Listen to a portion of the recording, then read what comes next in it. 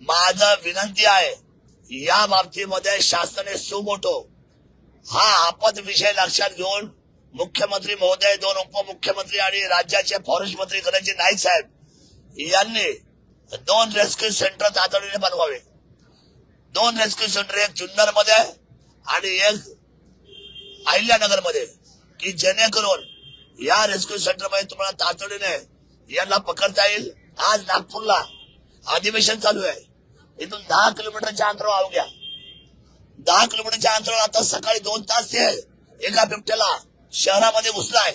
उड्या मारतोय या गच्चीवरून त्या गच्चीवरून, त्या अंगणातून त्या अंगणामध्ये. लोक संपूर्ण घरदार सोडून पळून गेले. आज नागपूरसारख्या ठिकाणी ही परिस्थिती आज झाली अधिवेशनामध्ये.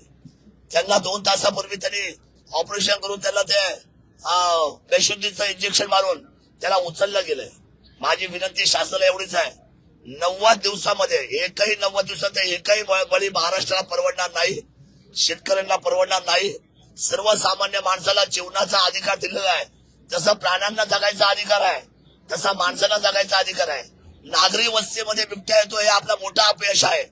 त्यामुळे 90 दिवसाच्या आतमध्ये 2 रेस्क्यू सेंटर बनवा. आणि मी तुम्हाला सांगतो, जी ही वन्यजीव संस्था आहे याची म्हणजे वर्ल्ड वाईज जी संपूर्ण या लोकांचा खर्च करायची त्यांची तयारी झालेली आहे. बिबट 72 तासामध्ये एकदाच फक्त अन्न खातो, 72 तासामध्ये एकदा, बाकीला तो जिरवतो. त्यामुळे त्याला आता सुद्धा आमच्याकडे एक बिबट निवारा केंद्र प्रयोगासाठी आहे. 2000 पासून ते चालू आहे. तिथं 50 बिबट्या आज समजतात. त्याची संख्या 105 झाली. त्यांना तिथेच जाग्यावर बसून त्या ठिकाणी त्यांना वेळेमध्ये तिथं चिकन दिलं जातं, म्हणजे त्यांचं खाद्य दिलं जातं. माझं सरकारला निवेदन आहे, आपण एकही मृत्यू इथून पुढे होणार नाही. आणि 90 दिवसाच्या आतमध्ये 2 रेस्क्यू सेंटर हा एकमेव पर्याय आहे.